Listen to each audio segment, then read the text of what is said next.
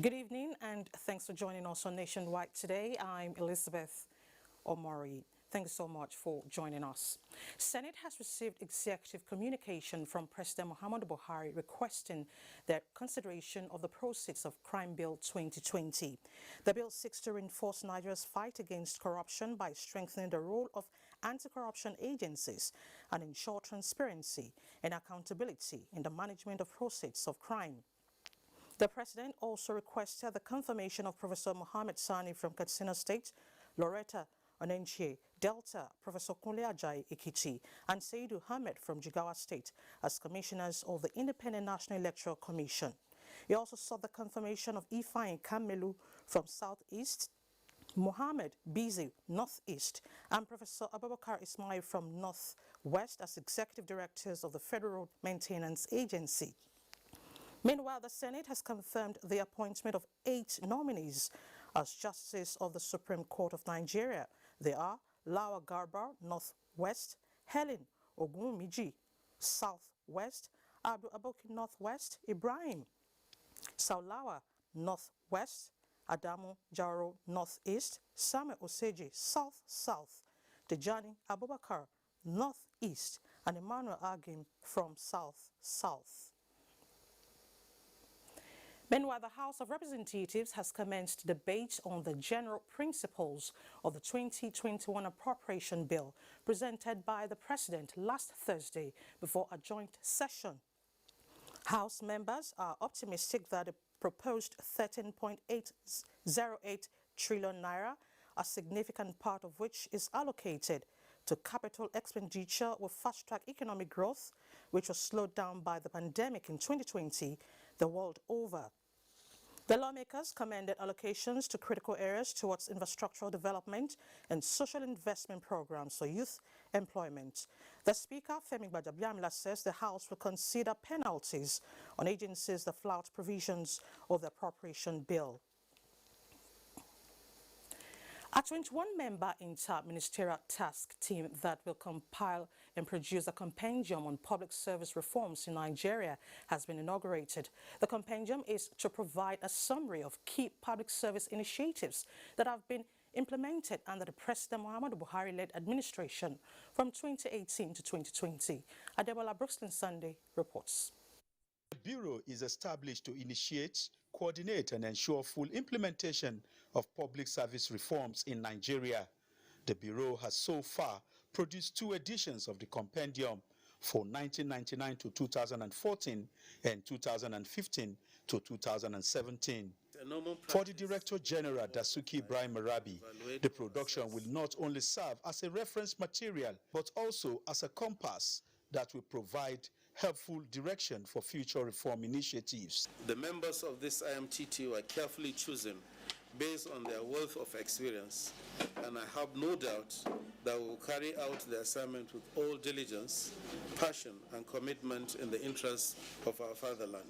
Head of the Civil Service of the Federation, Folashade Yemiesan, represented said our office has implemented many reforms in collaboration with the Bureau. Like IPPIS, BVN, GiveMix, Bureau of Public Procurement, Open Government Partnership, Governance, to mention a few. The tax team, approved by the Secretary to the Government of the Federation, Boss Mustafa, has 3 weeks to submit its reports. The terms of reference include to gauge the perception of the public, facilitate the communication of reforms, evaluate the impact of current and past reforms. Adebola Brookston-Sunday, NTA News.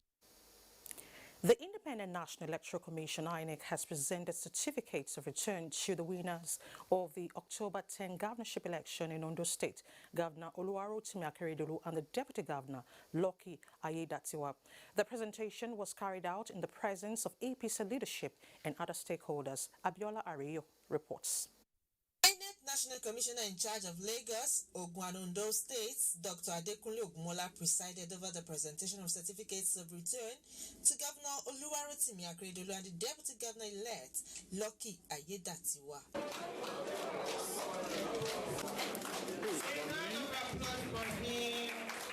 INEC Resident Electoral Commissioner Ondo State Rufus Akeju says the commission will continue to consolidate on the high level of commitment and transparency recorded in both the governorship elections in Edo and Ondo states. The Independent National Electoral Commission will continue to build on the high level of credibility it has achieved so far.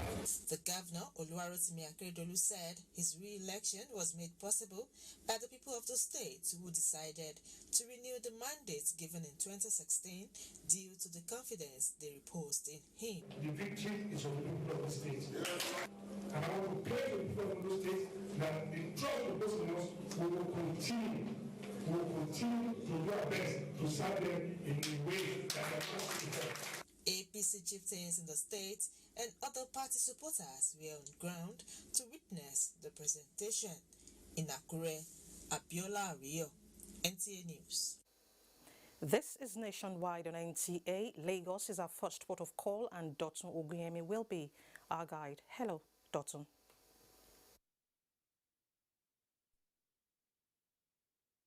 Hello, Elizabeth. 3 days after a building collapsed in Obalende in Lagos, the state emergency responders have begun clearing the debris from the scene. Adeola Komiakere is standing by to give us an update of the unfortunate incident that claimed lives. It's over to you, Adeola. Thank you, studio. On arrival at the scene, men and equipment from the Lagos State Emergency Management Agency were already clearing the debris from the collapsed structure at 62 Odo Street, Obalende. People come here, go eat, enter. After they enter, neither house fall. The pillars, the small pillar that was put on the building is not up to what will carry the decking. They have put the first decking, they put the second one. So on Sunday they are trying to put the third one. That's how the building collapsed with people. We rescue about 10 people alive and 7 dead. NTA News gathered that about 28 casualties were recorded, out of which 2 were females. The unfortunate incident led to the deaths of 8 persons, including the developer of this unfortunate structure. 10 people who sustained minor injuries were said to have been treated on the spot and discharged, while 10 other persons who had major injuries were taken to the hospital. Samples from the debris have been collected by the Lagos State Building Control Agency and Lagos State Material Testing Laboratory to ascertain the remote cause of the collapsed structure. The building, which collapsed on Sunday afternoon, was said to be a 3-story building under construction, and it caved in at about 4:30 p.m. while work was still going on. It's back to you, Dotun, in the studio. Thank you so much, Adeola, for that update. Now, following last week's clash among groups in Ikorodu community, which occurred in Igbo Ulumo West Local Council Development Area of Lagos State, the State Commissioner of Police, Hakeem Odumosu, has met with the warring parties in a bid to broker peace. Nosa Osula completes the report. The State Commissioner of Police organized a reconciliatory meeting which was witnessed by the chairman of Ikorodu West LCDA, the leader of the LCDA arm of government, and community leaders from the Yoruba and Hausa communities. The Commissioner of Police appealed to them to tolerate one another and embrace peace in order to promote mutual coexistence in the axis. For some time now, there have been crises between the Yoruba and Hausa community as a result of mere misunderstanding, and that one led to altercations and disagreements. The 2 groups condemned the ugly incident and agreed to reconcile and embrace peace after the meeting, while the Commissioner of Police assured them of creating a police post after due consultation with the LCDA chairman in the area to take policing to their doorsteps and cater for their security needs. It's a very good thing for us, and I hope this kind of a thing will never occur. We thank God that CP is here, being on top of the case. We are happy. The chairman of Ikorodu West LCDA appreciated the Commissioner of Police for his time and commitment to the maintenance of law and order in the state. In Lagos, Nosa Ostula, NTA News. And that's it from here. Let's now take a break. Nationwide continues after the break.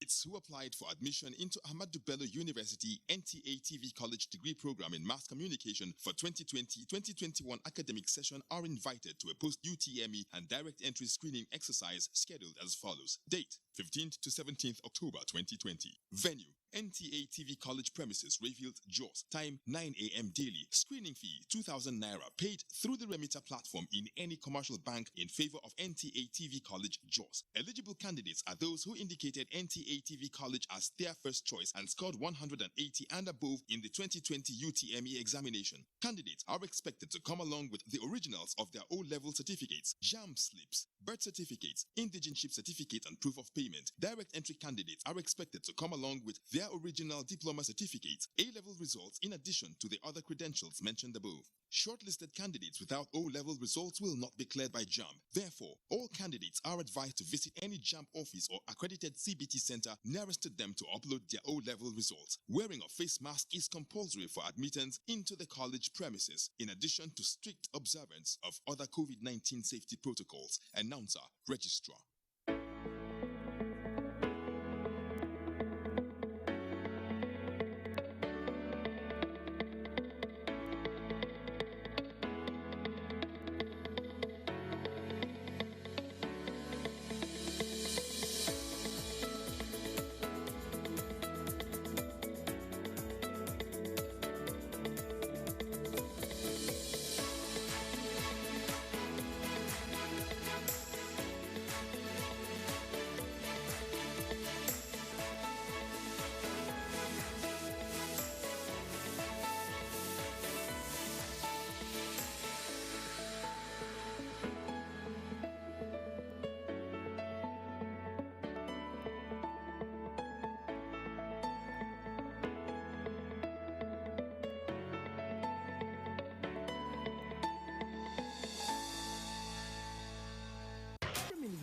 Is brought to you by Axis Bank and Babai Jebu.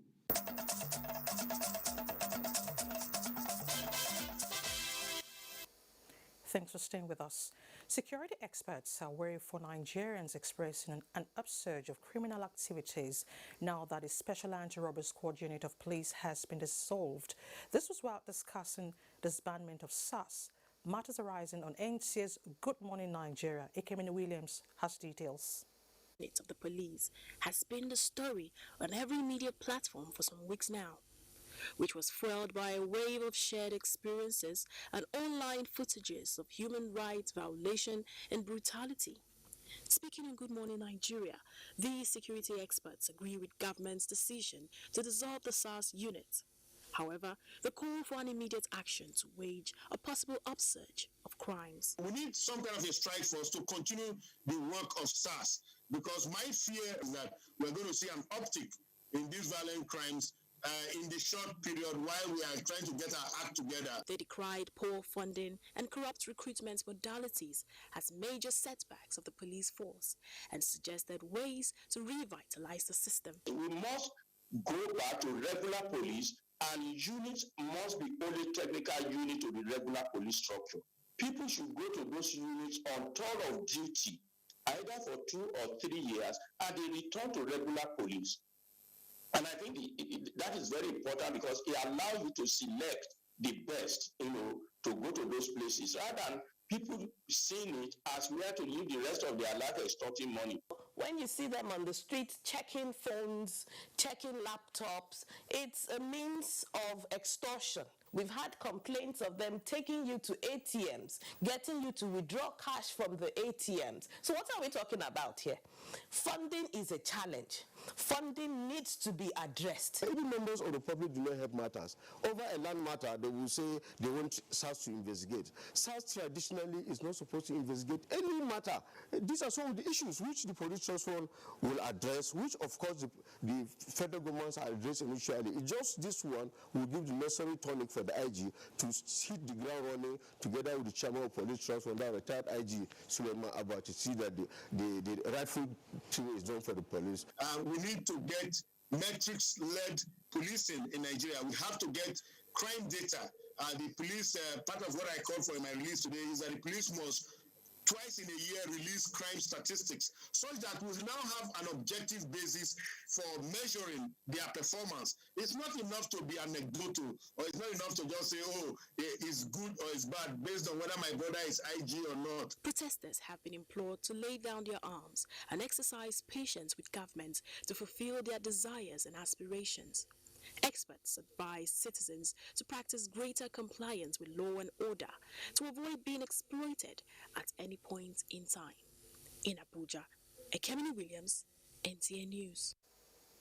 Still talking security, Katsina State Governor Aminu Bello Masari says the state government is working on modalities for the establishment of District Security Council to encourage community participation in monitoring of security situation at grassroots levels to consolidate on the successes recorded so far in addressing security challenges in the state.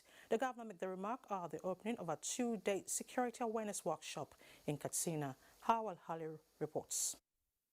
The security challenges such as kidnapping, banditry and cattle rustling in parts of the state prompted the security awareness workshop for heads of local government administration and district heads. The workshop, which was coordinated by the Office of Special Advisor on Security, was targeted towards achieving a secure Katsina state through grassroots engagement. Governor Aminu Bello Masari emphasized need for community participation to address the insecurity situation, especially in the frontline local government areas of the state. So I want this workshop to draw the attention of not only our traditional district heads and other supporters, but the general public. If we want to make progress in the right direction, security should be off politics. Emir of Katsina, Abdulmumini Kabur Usman, said activities of informants must be tackled and warned against non-persecution of criminals. The Emir lamented the exclusion of traditional rulers in the Act of Governance despite their roles in the past to salvage the situation. Security challenges we're facing are community-based. We always emphasize on this, and that's why we need the participation of community leaders. The workshop will enable experts and other stakeholders to brainstorm on ways to improve security in the state. Awal Haliru, NTA News. Security challenges confronting the nation can only be overcome if all Nigerian leaders and the led commit themselves to love for the country and peaceful coexistence. Imo State Governor Hope Uzodinma stated this in a lecture he delivered at the National Institute for Security Studies, Abuja. Francis Form has details. Enthused participants of Course 13 of the National Institute of Security Studies, acknowledging Governor Hope Uzodinma's thoughts on how to improve security in Nigeria.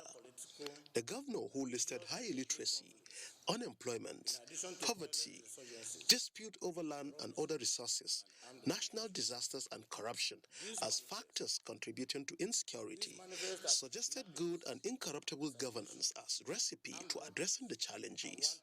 Leadership of the Institute for Security Studies and some of the participants also shared these sentiments. It brought to fore what the participants will learn from the Institute and take to their different agencies. Security is about the people, and security has to revolve around the people. Once there's insecurity, there can be no development. So if these youth are gainfully employed, they would not go into crimes. Governor Hope Uzodinma is of the opinion that transparent and honest leadership inspire patriotism, which will in turn end security problem. Creating opportunities for people to get employed and escape from poverty would have addressed some of the root causes of insecurity in the country. Happily, the federal government of Nigeria, under President Muhammad Buhari, is tackling these issues head-on. With the participants counting days to end their 10-month course, the experiences shared with them by Hope Uzodinma may come handy as they put into use what they have learned since February this year. In Abuja, Francis Form, NTA News. Another forum to find ways of using Nigeria's historical norms and values to unite the country and shunt divisive ideologies has taken place in Abuja, with Noah leading the discourse. Tagged Festival of Big Ideas and Innovation, the forum did not hold back on what is expected of all citizens. Kenneth Nanim reports. To once again enlighten Nigerians on national unity is the reason for this forum by the National Orientation Agency and partners. The objective here is to find solutions to divisive issues, inclusiveness for innovation and idea sharing towards changing perception of citizens is one point underscored here. Objectives of the Festival of Ideas therefore include stimulation of citizens' minds with inspiring programs of discussions to promote debate and the discussions about the key issues of our time. By the second decade, Professor Christian Obobo traced history of how Nigeria emerged from the conquest of its ethnic components by the colonial masters, but laid emphasis on the need to tap from unifying factors in the country's historical existence. We are not going to tell lies. Certainly not as historians, but we are going to emphasize those aspects that pull us together. I call it the bonds of unity. It's unfortunate. Another historian, Professor Chukwuma Osakwe, took participants down memory lane on the establishment of the various security agencies and how unhealthy rivalry and overlapping mandates are hampering smooth operations. If there's a farmer-header clash in my town, the next place it will be discussed is Abuja, instead of having to deal with it in the local government and solving it at that level. We have 774 local governments, but they seem to be only in the constitution. They are not on ground. Because it's non-functional, issues concerning violence become a central federal government problem. Good governance, adequate engagement of citizenry on matters of public interest are listed recipes for a united, prosperous country.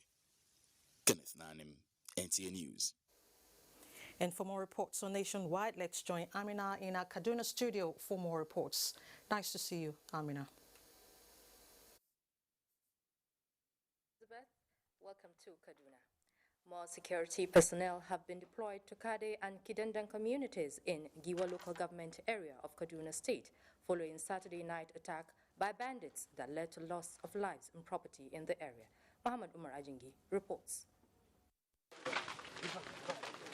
The government were said to have launched their attack on this community from a nearby bush, killing many of their victims. Adiza Bashir is one of the survivors, but she is in pains as her eldest son was killed during the attack. In tears, she narrated her ordeal. They came around 9:30 in the evening and began shooting sporadically. My son was hit. He died instantly. Their property, including vehicles and houses, were touched by the bandits. We met some of the victims counting their losses and relocating to nearby villages for safety. The State Commissioner of Police, Umar Muri, and heads of other security agencies in the state visited the affected communities for an on-the-spot assessment, promising to take the fight to the government. The incident is really unfortunate, and I'm assuring the people of Kade, those people that have done this act, we are going to try our level best to feed them out and then make them face the full wrath of the law. And like we've been saying, there is no going back as far as the battle against bandits is concerned in Kaduna State. The security agents called for intelligence support to enable them deal with the situation. In Kaduna, I am Muhammad Umar Ajingi, NTA News. The Federal Ministry of Agriculture, in collaboration with the Institute of Agricultural Research, Ahmadu Bello University, Zaria, and other partners, are carrying out a research to determine the most suitable fertilizer for the cultivation of rice, maize, and soybeans. Abdullahi Mohammed reports that the trial farms are located in Kaduna and Niger states.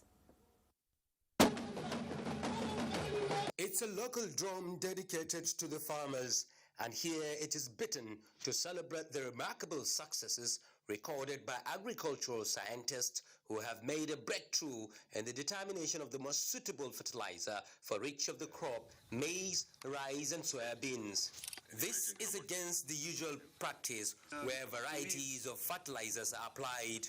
2 years it took them to try the fertilizers in farms across Kaduna and Niger states. The result is remarkable. The crops are well formed. The stem guard is very good. And imagine what will be obtained from this farm. The potential for this crop for summer 16 is 4.5 to 5 tons per hectare.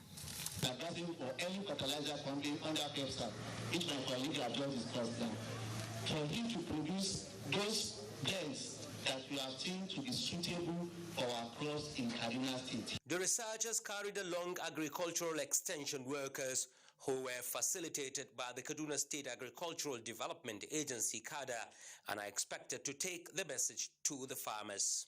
The result of this research will be communicated to fertilizer blenders who are expected to produce fertilizers in line with the outcome of the research. In Kaduna, Abdullahi Muhammad, NTA News. And that's it from Kaduna. It's back to Elizabeth in Abuja. Thank you so much, Amina. Now to education, President Muhammadu Buhari has reiterated the commitment of the present administration to collaborate and encourage individuals and organizations in revamping tertiary education in the country. The president stated this in a message to the groundbreaking ceremony of Aslam Global University, Jigawa State. Bashir Ibrahim Nababa reports. Initiative of the Islamic organization Jama'atu Izalatul Bid'ah wa Iqamatus Sunnah, Aslam Global University is situated in Hadejia town, about 130 kilometers away from Dutse, the Jigawa state capital. The establishment of the university was conceived to bridge the gap in tertiary education, especially in the northwest geopolitical zone of the country, by providing the youth with required qualifications, access to Islamic and Western education.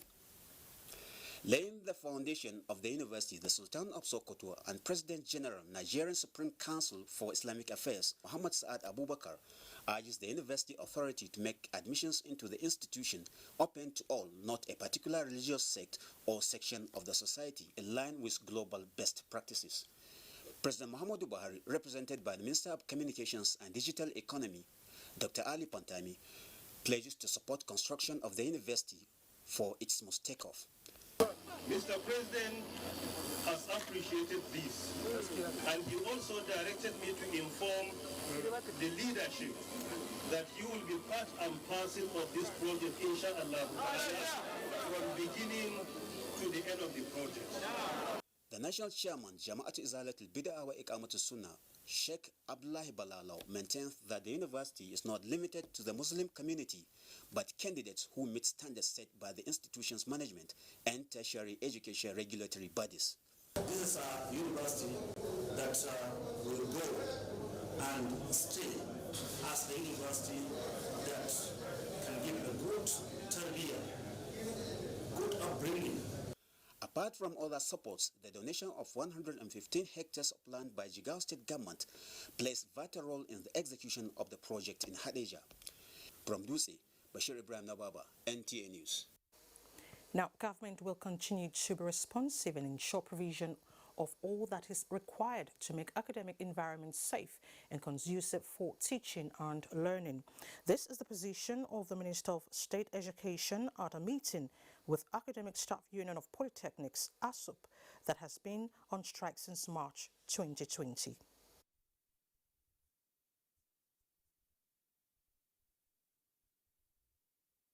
We are on the verge of having our visitation panels to your schools, which will then inform us a bit more as to actions that need to be taken. But I will extend your plea, the plea that you have made for our schools to resume and to resume safely. Let's just first of all return to our classes, return our students to school, and in the course of that, all other things, let us first seek the kingdom of reopening, and then all other things will be added onto it. President of the Union, Anderson Ezibe, appealed to government to look into its demands, some of which include non-release of funds since 2014 to address content of needs assessment studies of polytechnics, non-release of arrears of new minimum wage in the federal polytechnics, and refusal by states to implement same, poor implementation of IPPIS, as well as continued appointment of our retired staff as rector of federal polytechnics. The meeting between the ministry and the union is still ongoing. And now to COVID-19 update, the Niger Center for Disease Control has announced 164 new cases of COVID-19 in 15 states. These 164 new cases increased the number of confirmed cases to 60,430 in Nigeria. Lagos has 64, FCT 26, Enugu 20, Kaduna and Oyo recorded 11 each, Plateau 8, Ondo 7, Anambra 4, Nasarawa and Osun have 3 new cases each, while Ebonyi and Imo have 2 new cases each. There is a case apiece for Benue, Katsina and Ogun. Lagos remains top with 20,068 cases. Next, FCT with 5,832, while Plateau follows with 3,545 total confirmed cases. Nationwide are 7,416 active cases. 51,943 recovered and discharged, and 1,115 deaths recorded so far. As no new death of COVID-19 has been recorded in the last 2 days. Now, the Nigerian Army has sustained its non-kinetic operations nationwide as evident in the ongoing fight against the novel coronavirus pandemic. This was highlighted at the just concluded Chief of Army Staff Conference in Maiduguri, Borno State. Defense correspondent Ismail Musa has details. Not just in times of war, but also in moments of health crisis, the Nigerian military keeps to our ties with the civilian population. The outbreak of COVID-19 put the civil-military relations to test, and promptly over 239 medical personnel deployed to support the fight against the virus nationwide, and the curve is flattening by every second. Various personal protective equipment were also procured and distributed to all formations and units, including across the various theaters of operation. Like ants, they fight in groups, so the chances of contracting and spreading the virus within the rank and file of the military is worrisome. But the army chief was not worried. Not worried because proactive measures adopted. The low incidence of COVID-19 among troops and within Nigerian Army barracks is a testament to the effectiveness of the proactive steps that we took at the onset of the pandemic. Today, it is like a victory on the part of the Nigerian military over COVID-19. The message is for Nigerians to strictly adhere to COVID-19 protocols in order not to fatten the curve anymore. From the Theater Command Operation Lafia Dole in Maiduguri, Borno State, Ismail Musa, NTA News. Let's shift attention to the judiciary. The National Industrial Court Abuja Division has declared Musa Mohammed the duly elected president of the Road Transport Employers Association of Nigeria, bringing an end to the dispute which has been rocking the association. The court gave the judgment Tuesday in Abuja. Olabode Arewa completes the story. People, Shehu Sowele, Eriyo Sapawan, and Musa Mohammed had laid claim to the presidency of the Transport Union. The former president, Sowele, was removed and expelled in 2018 from the union, prompting him to file this suit challenging his removal by the union's executive and subsequent replacement by his deputy, Musa Mohammed. The former secretary of the union, Eriyo Sapawan, had also filed a suit insisting that he ought to have been recognized as the union's president. After reviewing arguments canvassed by the claimants, the court held that Isewele's expulsion was valid and that Musa Mohammed's appointment was in line with the union's constitution. Today, we have legally a president of Ritian in the person of Alhaji Musa Mohammed. We'll be testing the decision on appeal. That one we have made our minds up on it. We are not satisfied with that judgment, and we are zooming to the Court of Appeal because we saw so many glaring errors, and those issues will be pointed to the Court of Appeal when we get there. The court also dismissed Ariel's claim to the presidency on the grounds that the removal by the union's executive was not in breach of the union's constitution. In Abuja, Olabodarewa, NTA News. Meanwhile, Chief Judge of the FCT High Court, Justice Ishak Bello, has declined an application by a convict seeking the commutation of his death sentence to life imprisonment. The court turned down the application on the grounds that the convict had not met the conditions stipulated in the new Correctional Services Act. Femi Okewo has details. On the 10th of February 2009, one Darlington Eze was found guilty of armed robbery in the Federal Capital Territory. He appealed his conviction at the various appellate levels and was finally convicted by the Supreme Court on the 13th of April 2017. Seeking to exercise his right under the new Correctional Services Act of 2019, which seeks to decongest the nation's correctional centers and encourage good behavior and true reformation of convicts, counsel to the convict approached the FCT High Court for a commutation of his sentence. Section 12(2)(c) of the Act says that the court may commute the death sentence to life imprisonment if, after 10 years of conviction, the convict is found to be of good behavior. But Justice Ishak Bello turned down the application, saying that the computation of time after conviction is from the final sentence by the Supreme Court and not the court of first instance, which makes it just 3 years after conviction. He, however, encouraged the convict to continue to be of good behavior, as attested to by the prison authorities. In Abuja, Femi Okewu, NTA News.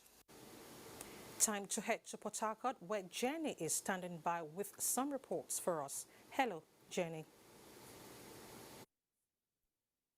Thank you, Elizabeth. The Nigerian Navy, in collaboration with French Commander of the Atlantic, along naval authorities in countries along the Gulf of Guinea, are on another round of operation tagged Grand Africa Nemo 2020. This is a further step by the naval authorities to reassert their control of the Gulf of Guinea, protect economic resources, and repress illicit activities. Kingsley Amajiri reports. The vast economic resource and opportunities in the Gulf of Guinea are continuing being undermined by multifaceted domestic and cross-border threats. For the naval authorities, the continued act of piracy, illegal exploitation of fishing grounds, and expanding flow of illicit trafficking in persons, weapons, and narcotics remain unacceptable. These challenges necessitated the French Commander-in-Chief for the Atlantic to organize the ex-Grand African Nemo 2020. This is aimed at securing the sea line and enhancing coordination among countries in the Gulf of Guinea. Gulf of Guinea countries stand to benefit a whole lot from this exercise because, first and foremost, if you have a secure maritime space, economic activity will thrive, and once economic activity thrives, it rubs off on the population of the littorals within the Gulf of Guinea. Secondly, this exercise strengthens bilateral relations within us in the Gulf of Guinea and with our international partners. The naval authorities also use the platform to assess the operational readiness of its fleet, evaluate personnel skills and capacity towards responding to maritime threats, retraining the participating naval personnel. In Port Harcourt, Kingsley Amajiri, NTA News. The federal government has reiterated its resolve to ensure that all states in the country are given proper and rightful place in monetary allocation through accurate data. The Federal Commissioner on Revenue, Mobilization, Allocation and Fiscal Commission, Mohammed Kabiru, stated this during a courtesy visit to Akwa Ibom State Governor Udom Emmanuel in Government House, Uyo. Charity James reports. Proper and accurate sharing of the national cake for the benefit of all states in the country has remained one of the major functions of the federal government. Led by the Federal Commissioner, Revenue, Mobilization, Allocation and Fiscal Commission, Alhaji Mohammed Kabiru, explained that they are in the states for sensitization program on internal revenue generation. He pledges the Commission's readiness to work towards ensuring that states are not cheated in revenue allocation. Some people, companies, banks are holding away the money that you are supposed to share. They are not willing to relinquish that money until when we chase them. So in the process of chasing, we have to come around. Akwa Ibom State Governor, represented by the Deputy Governor Moses Ekpo, urged the Commission to carry out its tasking role with fairness and efficiency, while also ensuring that Akwa Ibom State is given its rightful place in terms of revenue allocation. And with the reassurance that he will continue to lead this state and the government to work with you and give you all the support and assistance that we need to be able to stand together. Revenue Mobilization, Allocation and Fiscal Commission, apart from its statutory mandate, is a tool for national integration. In Uyo, Charity James, NTA News. And that's it from Port Harcourt. Elizabeth, is back to you. Thank you, Jenny. Project Reliance of the federal government targeting to empower 350,000 internally displaced persons has been flagged off in Borno State. The project, which is jointly supported by the Federal Commission for Refugees, Migrants and Internally Displaced Persons and the Central Bank of Nigeria, is to train IDPs in 50 different trades and businesses. Mohammed Goni reports that Governor Babagana Umara Zulum flagged off the intervention at Muna IDPs camp, Maiduguri. The empowerment program commenced with verification of internally displaced persons from all the local government areas across the state, after which they will be trained in different trades and businesses of their choice and will be provided with starter kits and take-up grant. The 50 trades and businesses include tailoring, poultry farming, bricklaying, and fishing, as well as hairdressing, among others. Beneficiaries applauded the program, which they say will add value to their means of livelihood.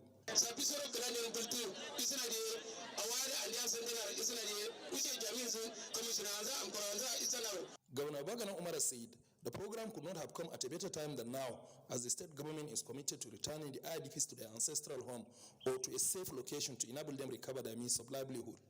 In terms of resettlement and rehabilitation of thousands of IDPs is by no means an easy task. Government alone cannot accomplish it without the assistance of well-spirited individuals and organizations. The governor called on the beneficiaries to make use of the program to add value to their lives. Federal Commissioner for Refugees, Migrants and Internally Displaced Persons, Senator Bashir Garba Muhammad, noted the devastation caused by the insurgency in Borno with attendant impoverishment to the once a vibrant and fast-growing economy in the northeast.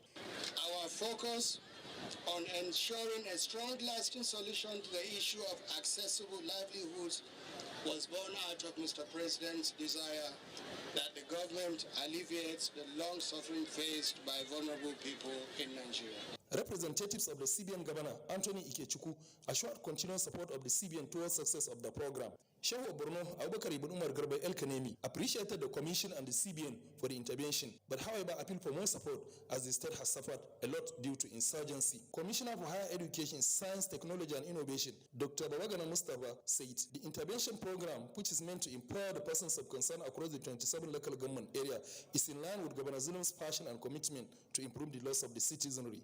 SEMA Executive Chairperson, Yabawa Kolo, assured partnership of SEMA as well as Ministry of Science, Technology and Innovation to realize the said objective. In Maiduguri, Mahmoud Goni, NTA News. Into agriculture, youths in Abia State have been enjoined to embrace the agricultural transformation of the federal government to improve their living standard, food security and job creation. Abia State Governor stated this during the flag-off of Abia State Livelihood Improvement Family Enterprises Training Project, organized for youths and rural women in the southeast and Niger Delta region.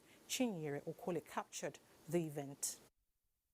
The governor, represented by the Commissioner for Agriculture, Professor Ikechi Mboji, maintained that agriculture is no longer a part-time activity, but a business which the federal government, through the agricultural transformation agenda, is promoting as an alternative source of foreign exchange earning, especially as the earning from oil is dwindling. It is aimed at turning you into persons who are going to be independent, people who are going to make money. Facilitator and the State Project Coordinator, Life ND, Dr. Uchenna Onizu, disclosed that Life ND is an initiative of the federal government aimed at to enhancing income, food security and job creation for rural youth and women through agro-business enterprise development on a sustainable basis in the Southeast Niger Delta region of Nigeria. Mainly to increase income, create jobs, and revive or rather improve our rural economy. The program is exposing people to practical agriculture, giving them the theoretical versions of how to succeed in business. 25 rural youth and women selected from 10 local government areas in other states will be trained in various agricultural activities in the first phase of the project. In Omuahe, Chinyere Okoli, NTA News. So let's pause here as we join Felicia in our Just studio for some reports. Hello, Felicia.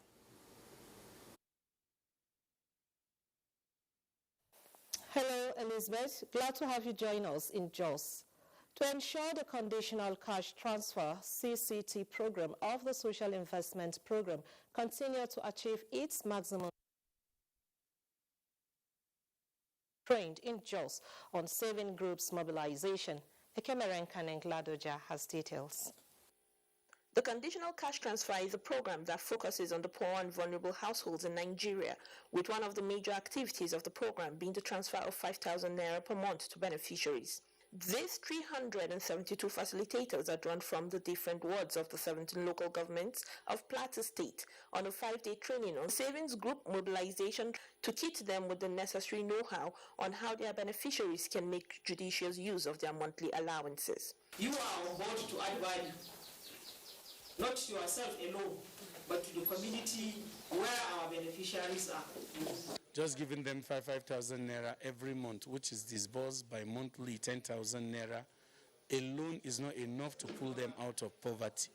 So they need to be trained. The training involves different strategies for savings and investments, to which the facilitators expressed delight and zeal to teach others about all they have learned. We gain so many things, ranging from how the beneficiaries will form a group, how to make use of the money that will be given to them. Before I come here, my perception about the program was imaginary. But when I came, I saw it practical and it was properly inculcated in me. The Savings Group Mobilization Training is a 5-day training which will be stepped down to the beneficiaries of the conditional cash transfer in the state. In Jos, Ekemeren Kaneng Ladoja, NTA News. Supporting adolescent girls and young women to reach their full potential has been described as paramount if the girl child must compete favorably with her fellow counterparts. This thought was expressed at a campaign tagged Plateau Girls Get Equal, aimed at championing the cause of gender equality in schools and the community. Abba Abubakar Yakubu reports that the event was part of activities held in Jos to mark the 2020 International Day of the Girl Child. And at my own voice. These young girls within the ages of 13 and 18 have been selected from Muslims and Christian-dominated secondary schools in Jos to be part of this global campaign of transforming the lives of the girl child. So I want them to see that the female child can do more better. They can stand on their own. They can do as the male child can also do. We have many challenges facing us, especially in this era, like rape cases and then early marriage. Different speakers at the event were unanimous in their belief that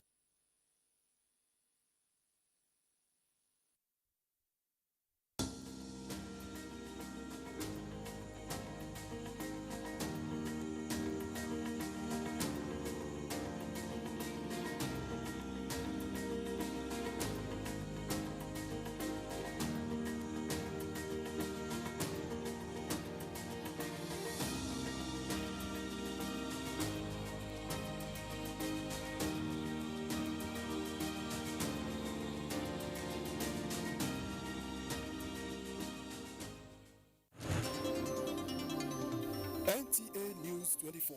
A 24-hour news station brings to you news and happenings 7 days a week. News at 10 a.m., news update at 11 and 1 p.m. News desk at 3 p.m. and 6 p.m. and late evening news at 11 p.m. Follow us on any of our platforms and keep abreast of events and current affairs within and outside our shores. We are on DSTV channel 419, GoTV channel 46, StarTimes channel 101 and Free TV channel 703. Join us. Yes, that's the painful effect of what corruption costs you. But what does corruption cost us all? Watch Bad Guys on NTA Network, 6 p.m. to 6:30 p.m. every Wednesday from the Akin Fadeyi Foundation. Bad Guys. Who are the bad guys? Join us. You can follow us on all our social media platforms: Facebook at NTA Network News, Instagram at NTA Network, Twitter at NTA News Now, YouTube at NTA News Online, or visit www.nta.ng. For live streaming, visit www.nta.ng/live. Now, you can stay updated on the go, be it on your TV, iPhone, laptop, or iPad, or download the NTA mobile application from your Play Store or App Store. NTA, you can beat the rich. Premier League Live is brought to you by Axis Bank and Babai Jebu.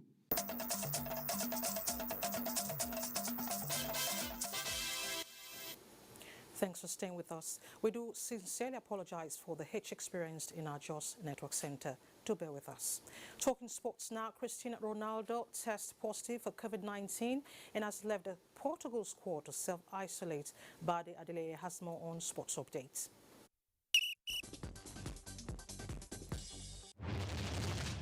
Tunde Olofin of Lugbe Draft Club is still celebrating his victory at the Maiden FCT Draft Championship. Olofin recorded 1 win and 2 draws in a game of best of 3 to emerge the champion of the competition, organized to promote draft in Abuja. If you want to win me, it will be very hard. So that one motivated me and gave me that confidence that I should be able to win everybody. Meanwhile, the newly inaugurated members of the Executive Council of Parkland Golf Club in Abuja has mapped out a blueprint for the development of golfing in the FCT. Grand patron of the club, Muftar Bello, who inaugurated the 11-member committee, reiterated their dedication to creating more corporate golfing units like NTA Parkland Golfing Club to serve as an avenue of attracting potential golfers. We should take this advantage to be able to encourage more people. And this is one of the major significance of the executive committee, who will be interfacing with the other members to encourage them to participate in the game of golfing. In other news, Kubrat Pulev says there is no going back on the planned fight with Nigerian-born British boxer Anthony Joshua. The Bulgarian and Joshua were earlier scheduled to face off on June 20 before the fight was postponed due to the coronavirus pandemic. The bout now appears to be back on track, with the 39-year-old confirming a December 12 date for the fight on his official webpage, while also revealing that there will be no rescheduling. With sports update, Bade Adeleye, NTA News.